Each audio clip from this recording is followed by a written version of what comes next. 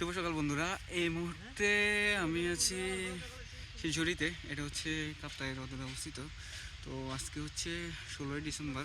আসলে আমরা গত রাতে এখানেই রাত্রি যাপন করছি। এটা হচ্ছে আমাদের টেন্ট।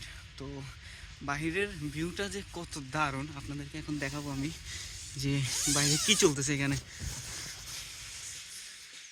দেখুন, এই আমাদের ক্যাম্পিং থেকে নদীটার দূরত্ব খুব কিন্তু বেশি দূরে না। এটা হচ্ছে কর্ণফুলী নদী।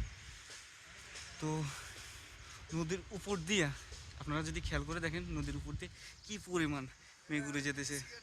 ওই যে আমার সামনে সামনে দেখা যাচ্ছে ওরা দুজনেই আমার সাথে আসছে।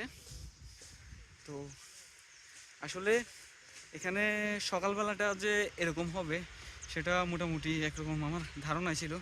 কারণ হচ্ছে এর আগেও আমার এখানে আসা হয়েছে, যার কারণে আমি একটু ধারণা করতে পেরেছি। রাতে কিন্তু খুব একটা কুয়াশা ছিল না।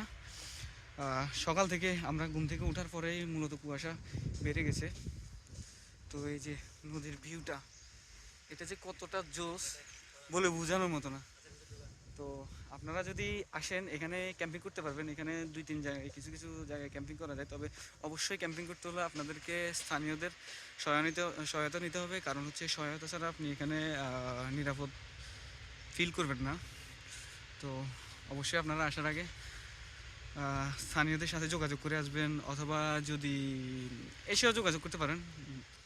আর এখানে সামনে কতগুলা পর্যটন স্পট আছে, যেমন রিভার ভিউ আছে কাপ্তাইতে, তারপরে দিক দিয়া নিসর্গ আছে, তারপরে আরও কয়েকটা আছে মোটামুটি।